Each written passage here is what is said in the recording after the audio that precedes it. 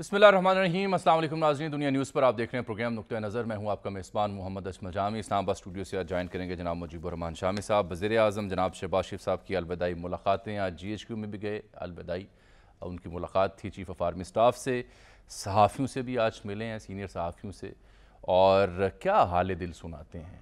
اطلاع یہ ہے کہ آج ہی صدر کو اسمبلی تحلیل کرنے کی ایڈوائس بھی بھیجیں گے وہ، اور پھر کل تک نگران وزیر اعظم کے نام کا اعلان بھی کیا جائے گا۔ جتنی ان کی مدت تھی حکومت کی، اس سب میں کیا چیلنجز انہیں درپیش تھے اور کیسے انہوں نے ان سے ڈیل کیا، آگے کی سیاست کے بارے میں کیا سوچتے ہیں، انتخابات کے حوالے سے کس حد تک پر امید ہیں، کیونکہ یہ ان کا جملہ تھا کہ نئی مردم شماری کے تحت انتخابات ہوں گے، اس کے بعد اب یہ تاثر ہے کہ تاخیر ہوگی۔ پھر آج کا اہم ترین موضوع نگران وزیر اعظم کون ہوگا۔ اب یہ معاملہ اس قدر پیچیدہ نہیں رہا جس قدر پیچیدہ چند روز پہلے تک تھا۔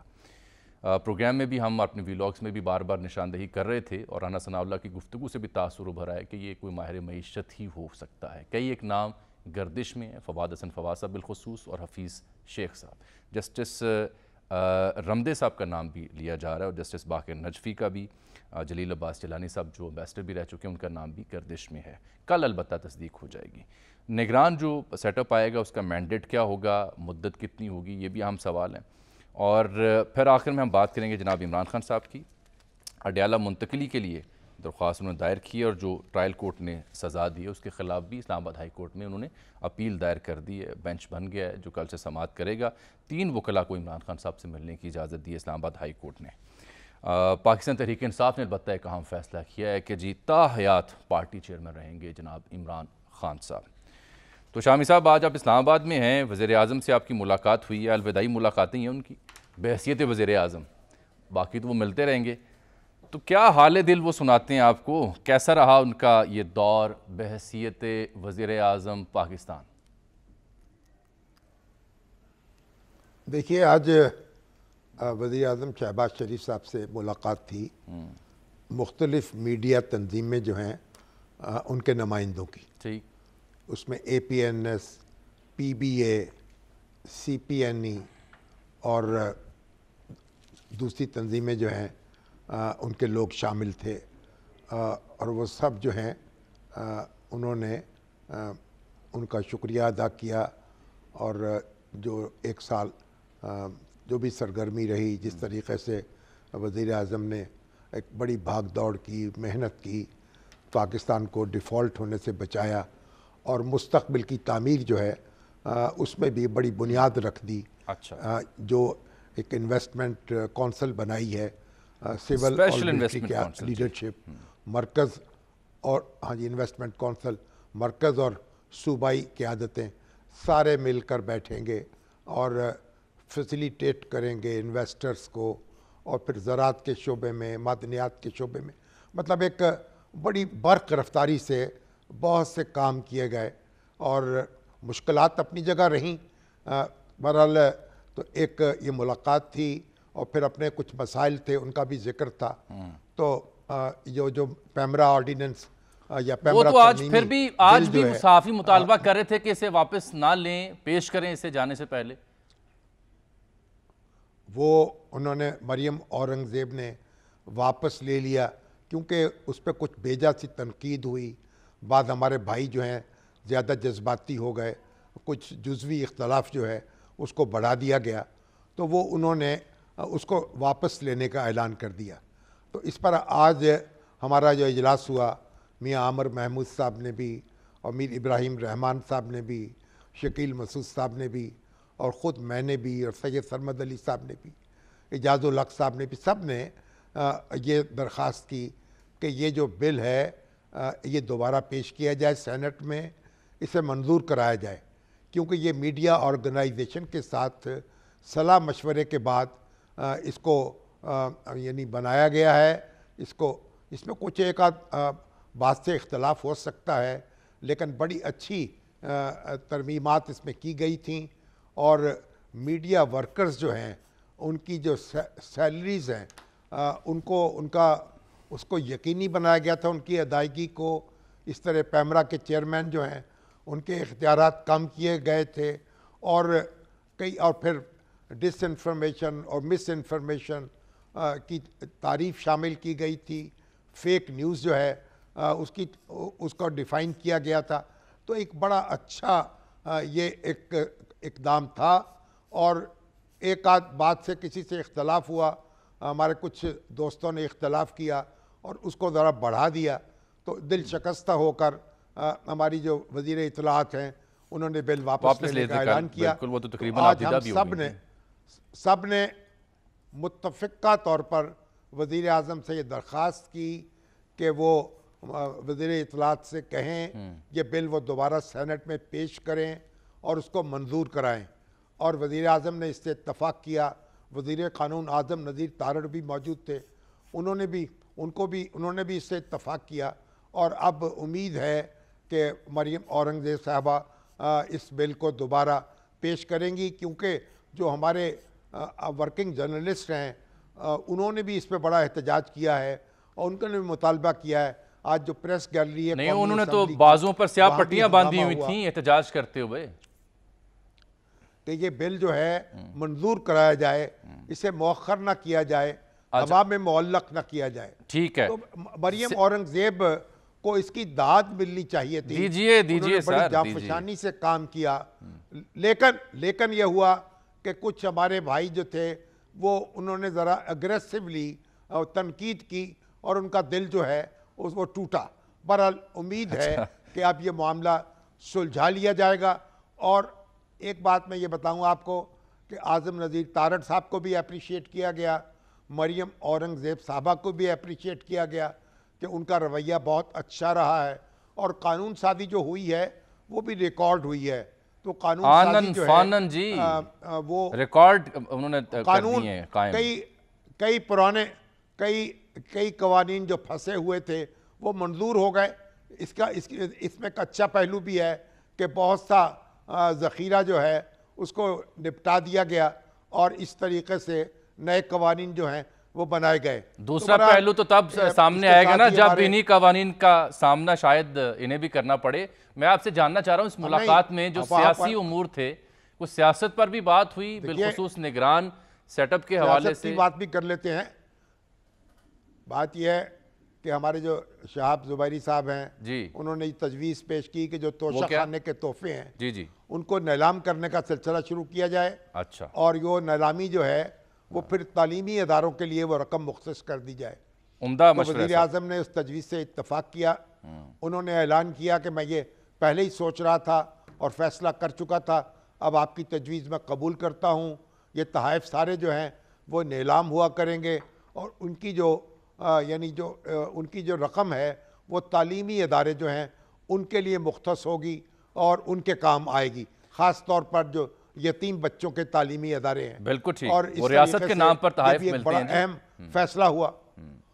और आज फिर ये है कि हमारे जो ये भी मुतालबा था कि अखबारात के जो इश्तहारात के रेट्स हैं वो बढ़ाए जाएं, क्योंकि बहुत अरसा हो गया है वो मामला खटाई में पड़ा हुआ था, उसको भी मंजूर कर लिया वज़ीर आज़म ने और रेट्स जो हैं वो भी बढ़ाने का हुक्म जारी कर दिया। और साथ उन्होंने फिर वो तफसील बयान की जो एक साल वो जिस कशमकश से गुजरे हैं और जिस तरीके से कौम तकसीम हुई है और जिस तरीके से हमारी सियासत जो है वो आलूदा हुई है और जिस तरह से लोगों का आपस का एहतराम ख़त्म हुआ है, तो इसका सारा उन्होंने उसकी पूरी तफसील बयान की, जिसको पहले भी वो बयान करते रहते हैं।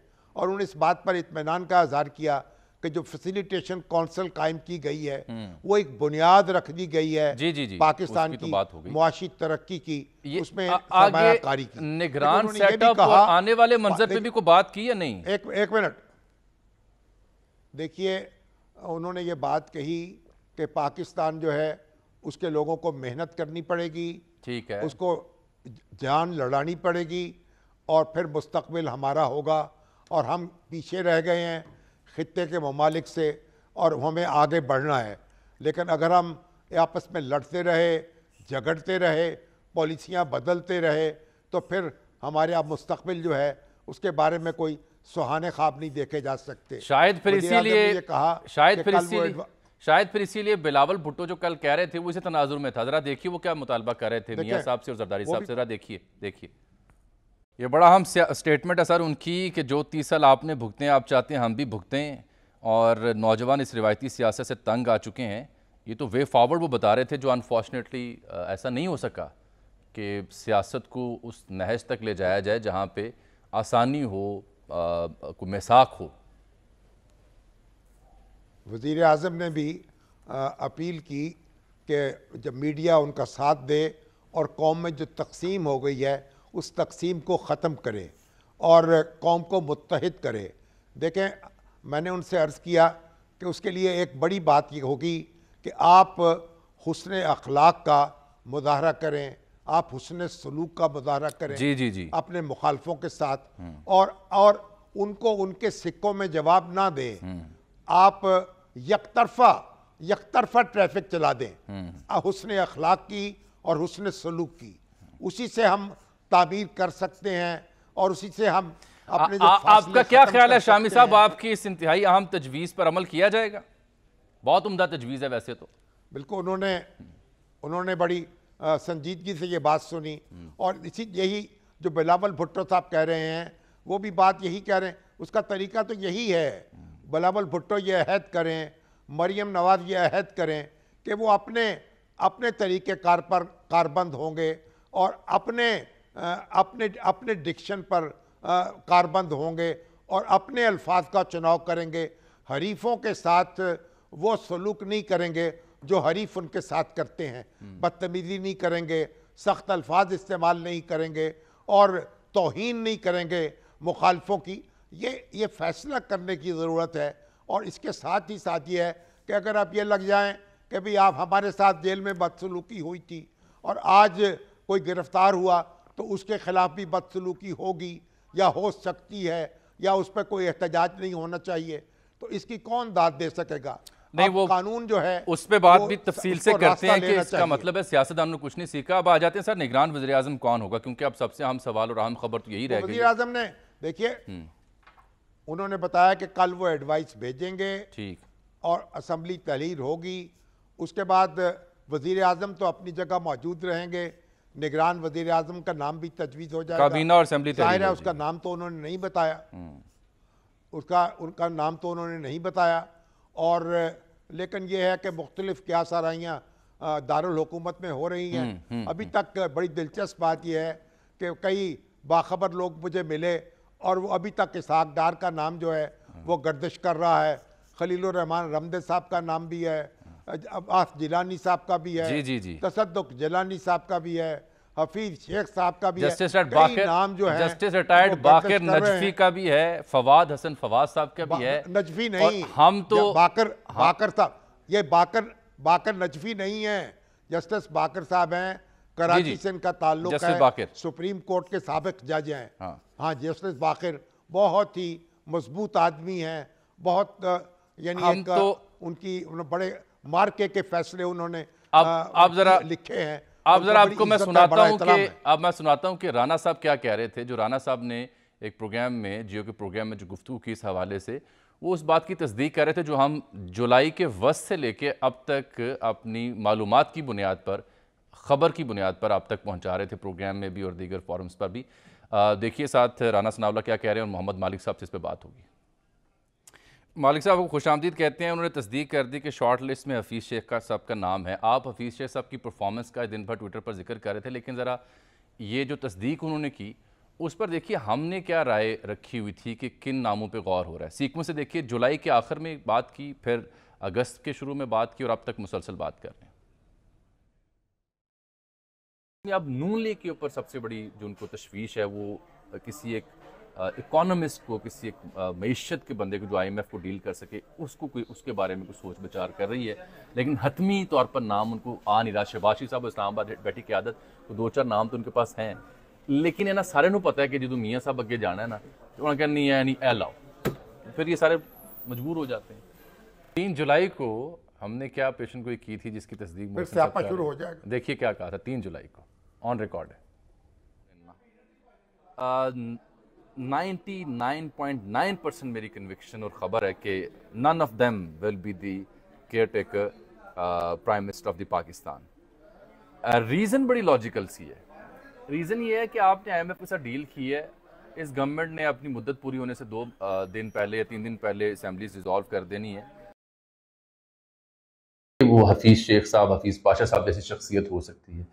ये थी हमारी इत्तला। मोहम्मद मालिक साहब, आप हफीज़ शेख साहब का हिसाब तब करने बैठ गए, साथ ही कुछ खबर ये आई कि फवाद हसन फवाद साहब भी पसंदीदा और मौजू हैं। अब तक की ताज़ा इत्तला ये है कि इन दो के बीच में टाई है, आप क्या समझते हैं? देखिए, नाम तो 4 इनके पास चल रहे थे। एक जलील अब्बास जिलानी साहब का भी नाम चल रहा है, बड़ा सीरियसली, और लास्ट टाइम तो बहुत ही सीरियस था और वो होते होते ही रह गया 2018 में। तो ये चल रही है गेम। फवाद हसन फवाद साहब का भी नाम है, इनका भी है। इनका सिर्फ जो इनके हक में चीज ज्यादा स्ट्रॉन्ग जाती है हफीज शेख की, वो इनका जो ताल्लुक है IMF वाला, और जिसके साथ वो कंफर्टेबल हैं बाकी लोग भी। और आर्मी के अंदर एक जो इंस्टीट्यूशनल मेमोरी होती है, तो इन्होंने जनरल मुशर्रफ साहब के साथ भी काम किया हुआ है और वहाँ की भी अच्छी मेमोरीज हैं लोगों की। लेकिन वो वाला क्रू तो आर्मी में रहा नहीं, वो तो सारे लोग जा चुके हैं। बट हैविंग सेड दैट, एक इंस्टीट्यूशन में थोड़ा सा परसेप्शन होता है इनका, और ये वैसे मिलने मिलाने में ताल्लुकात में बड़े अच्छे हैं। लेकिन मुझे आप ये बताइए, as finance minister peoples party, कौन सी उन्होंने डिलीवरी दी? एज फाइनेंस मिनिस्टर सिंध, कौन सी डिलीवरी दी? और फिर PTI का दौर भी गिने ना, मुशर्रफ साहब के नीचे जब ये प्राइवेटाइजेशन मिनिस्टर थे, क्या इन्होंने डिलीवरी दी? जब इमरान खान साहब के नीचे आए, क्या इन्होंने डिलीवरी दी? ये जामी साहब, हम पता नहीं क्यों बेवकूफियां करते हैं दूसरे लोगों की तरह। अगर आने वाले वजीर आजम है तो हमने पहले दिन ही उनसे हमारी अब गलत फुटिंग पे ताल्लुकात चले गए आज के इस बयानात और ट्वीट्स के बाद। लेकिन सवाल ये है कि आई थिंक इन्होंने अपना बॉस्टन से ग्रेजुएशन की थी 75 की, समथिंग लाइक दैट। आप मुझे बताइए, हफीज शेख साहब कभी पाकिस्तान में ये तभी आते हैं जब इनको कोई वजारत मिलती है या कोई ऑफिशियल असाइनमेंट, या असाइनमेंट हो इनकी। ना पाकिस्तान में रहते हैं, ना पाकिस्तान से इनको कोई ताल्लुक है। इनका ताल्लुक सिर्फ पावर का है। तो अगर यही चीजें ट्राई होनी है, फिर तो मुझे तो अनफॉर्चुनेटली कोई ज्यादा जितना एग्रेसिव मूड अभी सेट किया है, जितना इंस्टीट्यूशन ने अभी एग्रेसिव स्टैंड लिया और एक्सपोजर लिया है, आपने फैसिलिटेशन काउंसिल बनाई, आपने आर्मी एक्ट के अंदर बिजनेस की परमिशन दी फौज को, आप अंडर राइट कर रहे हैं अपने बहुत से प्रोजेक्ट्स सऊदी अरेबिया के साथ, UAE के साथ, चाइना के साथ। एक बहुत बड़ा एक एक्सपोजर ले रहा है इंस्टीट्यूशन। अगर ये सारा एक्सपोजर और सारा बोझ, इनका ख्याल ये है कि हफीज शेख साहब उस स्पेस पे चल पाएंगे या उस पर डिलीवरी दे जाएंगे, तो फिर तो मुझे बड़े ही सीरियस सवालिया निशान उठते हैं उन लोगों की कैपेसिटी पे जो उसको प्लान कर रहे हैं। लेकिन इस सारे सीक्वेंस को अगर कोई मैच करता है तो इकोनॉमिस्ट ही करेगा ना। आपको रिटायर्ड जज या कोई सियासतदान तो अब दौड़ से बाहर हो गया, तो जो सीक्वेंस आप गिन रहे हैं उस हिसाब से तो इकोनॉमिस्ट की गुंजाइश पैदा हो रही है। फिर इकोनॉमिस्ट काफी ज्यादा है। कुछ इकोनॉमिस्ट हैं जिनका प्रूवन ट्रैक रिकॉर्ड है, या सक्सेस का या अनट्राइड है। जिनका ट्रैक रिकॉर्ड है, जिसके अंदर कोई सक्सेस नहीं है, तो फिर मुझे बताइए वो उनको ट्राई करने की मुझे लॉजिक आप समझा दीजिए। अगर ये जब इनको हटाया गया, आपको याद है उस वक्त इमरान खान साहब वन पेज पे काफी हद तक थे। बिल्कुल बिल्कुल। तो तब क्यों नहीं बचाया गया? अगर इतने ब्रिलियंट थे तो हटा क्यों दिया गया? चले आप कह सकते हैं कि जी प्राइम मिनिस्टर बड़े मूडी थे, उन्होंने हटा दिया, अब सारा प्राइम मिनिस्टर पे डाल दें। लेकिन उस वक्त क्या परफॉर्मेंस थी इकोनॉमी की? मालिक साहब हो सकता है कि आपके बार जो उन्होंने प्रेजेंटेशन दी हो वो जरा जदीद हो, नई हो, कैप्टिवेटिंग हो। सर मुझे याद है वो मरहूम शामी साहब तो जानते भी हैं, हम लोग सारे उनसे मिले हुए। मरहूम होते थे शरीफुद्दीन पीरजादा साहब जी। वो हर डिस्पॉट के एडवाइजर होते थे या हर इलेक्टेड ऑटोक्रेट के पसंदीदा होते थे। हर एक को आगे बड़ी नसीहतें करते थे, ऐसे करो ऐसे करो। एक बारी मैं कराची जा रहा तो वो मुझे मिल गए शरीफुद्दीन पीरजादा साहब। तो वो प्राइम मिनिस्टर साहब से मिलके आ रहे थे, नवाज शरीफ साहब से। उन दोनों की बात है जब प्रेसिडेंशियल फॉर्म ऑफ गवर्नमेंट की बात हो रही थी। तो मैं जहाज में बैठा, मैंने कहा पीरजादा साहब सुना आप अभी प्राइम मिनिस्टर को मिलके आ रहे हैं? तो हाँ कुछ बात। मैं कहा जी वो कोई फ्रेंच मॉडल डिस्कस हो रहा है? मैं जी बिल्कुल डिस्कस हो रहा है। मैं कहा पीरजादा साहब एक बात तो बताइए, हर बारी सारे आपसे एडवाइस क्यों लेते हैं, और जब पिछली एडवाइस अगर पूरी तरह इम्प्लीमेंट नहीं हुई थी, वो कहते हैं यार मैं हर एक को कहता हूँ کہ پچھلے نے اگر میری بات پوری مانی ہوتی نا تو یہ کام ٹھیک ہو جاتا. تو ہو سکتا ہے پوری بات شیخ صاحب کی بھی نہ مانی جاتی ہے. یہ بھی یہی کرتے ہیں شیخ صاحب کہ اگر مشرف نے میری بات پوری مانی ہوتی تو پرائیویٹائزیشن ہو جاتی, اگر پیپلز پارٹی نے کیا ہوتا تو ایسے ہو جاتا, عمران خان نے میری بات مانی ہوتی تو میں یہ کر دیتا. تو اب شاید نئی پریزنٹیشن یہی ہوگی کہ اگر ان تینوں مالک صاحب مختصر یہ بتائیں, وقت بھی ختم ہو رہا ہے, کہ یہ فیصلہ کرنا کس نے ہے؟ کیا لندن بیٹھے نواز شریف صاحب نے اکیلے یہ فیصلہ کرنا ہے؟ زرداری صاحب کی انپٹ بھی میٹر کرے گی, یا شہباز شریف صاحب کچھ اس میں ڈیسائیڈ کریں گے, یا کچھ اور حلقے ہیں جن کی آخر بات سے یہ طے ہوگا؟ دیکھیں سجیشنز تو ہوگی, فائنل فیصلہ تو جنہوں نے عمران خان کا سارا بوجھ اٹھایا ہوا ہے یہ فیصلہ بھی وہی کریں گے, الٹیمیٹ فیصلہ تو وہی کریں گے. یہ تو نہیں ہو سکتا نا جامی صاحب آپ کا سارا پولیٹیکل بوجھ میں اٹھا لوں اور جو سب سے بڑا پولیٹیکل فیصلہ ہے اس میں میری فائنل چیز نہ ہو. خاص طور پہ اب جو چینجز آ گئی ہیں, اب جو سینسس آ گیا, اب جو انٹرم گورنمنٹ کم از کم مارچ تک, اگر مارچ میں الیکشن نہ ہوتے سینٹ کے تو مجھے تو پھر مارچ سے بھی چیز آگے ہی جاتی نظر آتی تھی. اب شاید اس کی وجہ سے مجبوراً الیکشن ہو جائے مارچ میں, ورنہ پہلے یہ نظر بھی نہیں آ رہا تھا. بٹ اینی وے اگر سارا بوجھ میں نے اٹھانا ہے عمران خان کا, ان کو ہٹانے کا, پارٹی توڑنے کا, کنوکٹ کرنے کا, سب کچھ, تو آپ کا کیا خیال ہے یہ فری لنچ ہے؟ وہ کہتے ہیں نا there is no free lunch. تو پھر آپ مالک صاحب پھر آپ اپنے تبصرے اور اپنے آئین میں گنجائش پیدا کریں نا ماہر معیشت کی. سر ماہر معیشت سے زیادہ آپ کو ایک زبردست ایڈمنسٹریٹر چاہیے. کوئی بھی پرائم منسٹر نہ اکانومسٹ ہوتا ہے, نہ ڈاکٹر ہوتا ہے, نہ لائر ہوتا ہے. He just has to have his head in the right place. Administrator اچھا ہونا چاہیے جس کو پتہ ہے فواد حسن فواد اچھے منتظم نہیں کیا, لیکن وہ بہت زیادہ لنکڈ ہیں ایک طرف. آئی ڈونٹ نو کہ کیا انسٹیٹیوشن کی کلیئرنس ان کی ہوگی یا نہیں ہوگی. پیپلز پارٹی والوں کو ان پہ اعتراض اتنا خاص کوئی نہیں ہے, لیکن انسٹیٹیوشن کا میٹر کرتا ہے. بہت بہت شکریہ جناب محمد مالک صاحب گفتگو کر رہے تھے. مزید اس پہ بات ہوگی ایک بریک کے بعد. ناظرین پروگرام کے ساتھ رہیے گا.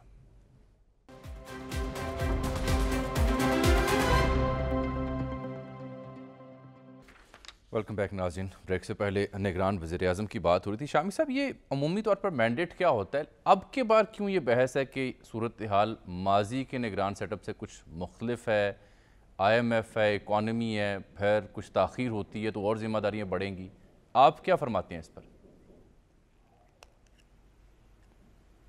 دیکھیے جو پاکستان معاشی طور پر بہت مشکل حالات سے گزرا ہے جی, اور اس کے لیے پالیسیوں میں تسلسل کی ضرورت ہے, ایک انتہائی سمجھدار قیادت کی ضرورت ہے جو معاشی معاملات کو سمجھتی ہو اور معاملات کو آگے بڑھا سکے. اس وجہ سے یہ بات کہی جا رہی ہے.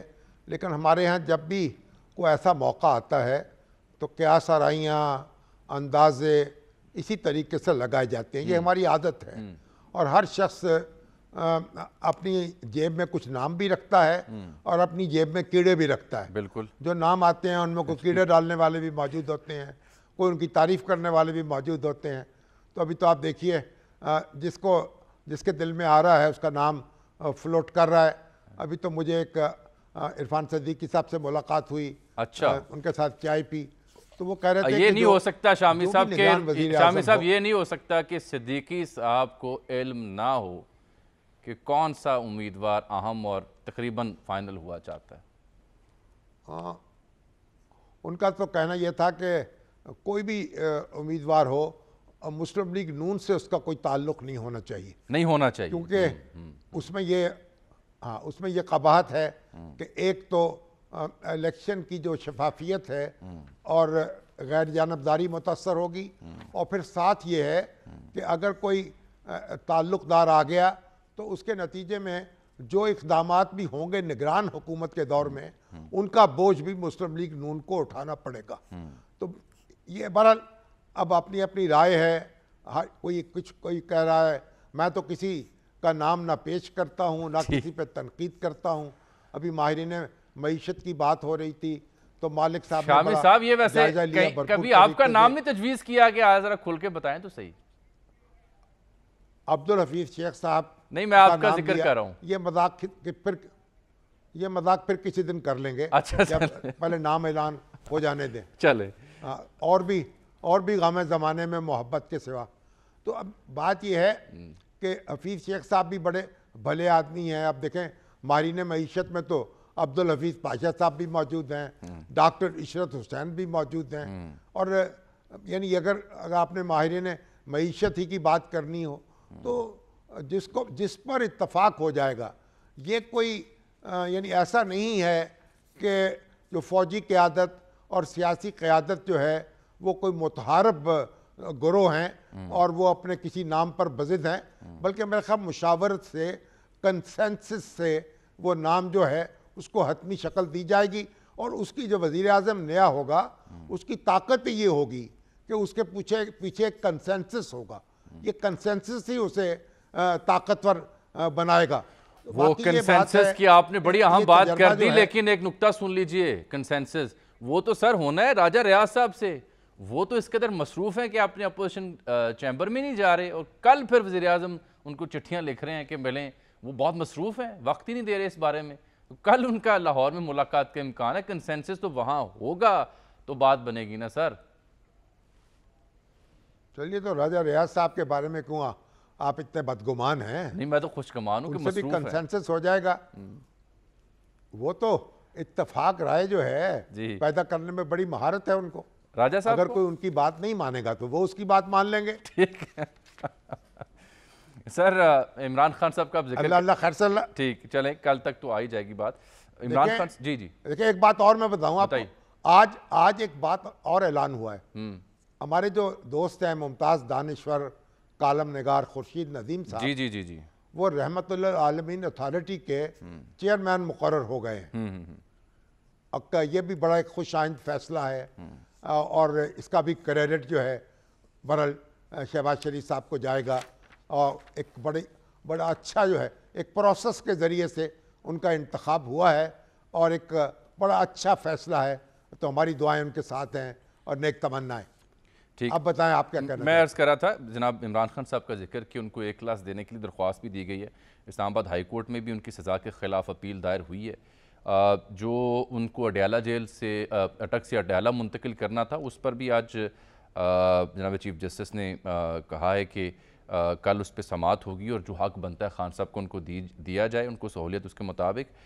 لیکن جو اہم بات یہ تھی کہ چاہے وہ عمران خان صاحب کی یہ جیل ہو, اس سے پہلے محترمہ مریم یا نواز شریف صاحب, شہباز شریف صاحب, شاہد صاحب, دیگر کے ساتھ جو جیل میں سلوک ہوا ہو یا جو سہولیات دی گئی ہوں, یہ تاثر کیوں ابھرا ہے کہ جی ہمارے سیاستدانوں نے نہ ماضی میں کچھ سیکھا اس سب سے, اور نہ اب سیکھ رہے ہیں, وہی سب کچھ رپیٹ ہو رہا ہے.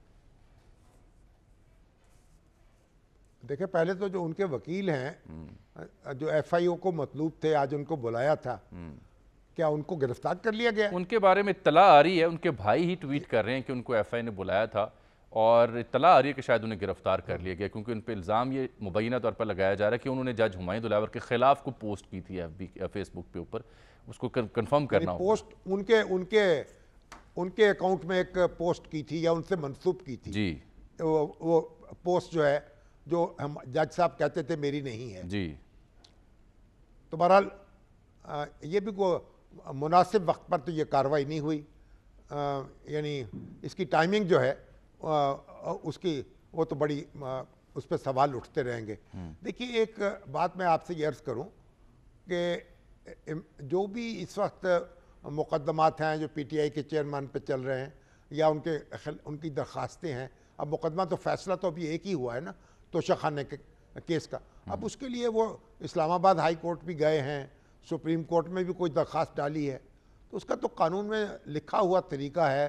ان کی جو اس کی اپیل انہوں نے کرنی ہے, اس کی اپیل کی سماعت ہونی چاہیے, ان کی ضمانت بھی ہو سکتی ہے, ان کو رہائی بھی مل سکتی ہے, مقدمہ پھر بعد میں چلتا رہے گا. یہ تو عدالت کو فیصلہ کرنا ہے. جہاں تک سلوک کا تعلق ہے, ہر قیدی سے قانون کے مطابق سلوک ہونا چاہیے, اور جو سابق وزیر اعظم ہیں اور ان کا تو ان کی شخصیت کے اور ان کے مرتبے کے مطابق ان سے سلوک ہونا چاہیے.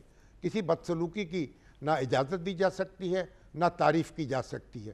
کہیں سے تو ہم کوئی نیا باب شروع کریں گے نا اپنی تاریخ میں. یہ جو آپ نے کہ ہم ان کے وکیل کا اگر سر ذکر انتقام کیا داری- تھا، میں آپ کو بتا دوں کہ وہ یہ ان کے بھائی ہیں انتظار حسین پنجوتھا، وہ کہتے ہیں کہ نعیم حیدر کو ابھی گرفتار نہیں کیا گیا، وہ ایف آئی اے انکوائری کا نوٹس موصول ہونے پر اپنا بیان ریکارڈ کروانے اور انکوائری میں شامل ہونے کے لیے ایف آئی اے آفس میں گئے ہوئے ہیں، ان کا بیان ریکارڈ کیا جا رہا ہے، مزید تفصیلات بعد میں دی جائیں گی۔ میں نے ان سے پوچھا تھا کہ جی ان پہ الزام کیا، تو بڑی وہ یہ اچھی بات کہتے ہیں ہے۔ کہ جی ان پہ الزام کی کیا ضرورت ہے، یہ ہمایوں دلاور صاحب کے اس فیس بک اکاؤنٹ کی انکوائری ہے جیسے وہ خود مانتے ہیں، ان سے نہیں پوچھا کہ آپ کی پوسٹیں کہاں گئی، لیکن ہم ثابت کریں گے کہ ان کی پوسٹیں تھیں۔ یہ وہ مجھے ان کے بھائی موقف دے رہے ہیں۔ بات ٹھیک ہے، تفتیش تو ہونی چاہیے، ان کو جواب بھی دینا چاہیے، لیکن گرفتاری کی خبر سوشل میڈیا پہ چلی تھی تو اس سے مجھے تشویش ہوئی تھی۔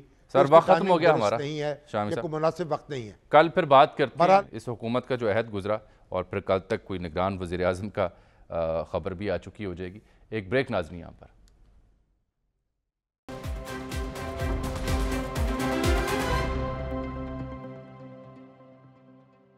ناظرین، یہ کم سن بچی رضوانہ جو ایک سول جج کی اہلیہ کے مبینہ تشدد کا نشانہ بنی، لاہور میں زیر علاج ہے، اس کی ٹیک کیئر کی جا رہی ہے، چائلڈ پروٹیکشن بیورو ہو یا دیگر نمایاں شخصیات ہوں سوسائٹی کی، وہ جا کے اس کی دادرسی کر رہی ہیں، لیکن اس کیس میں جو سول جج کی اہلیہ تھی اسے آج جیل بھیج دیا گیا ہے، ریمانڈ پر بھیجنے کی بجائے۔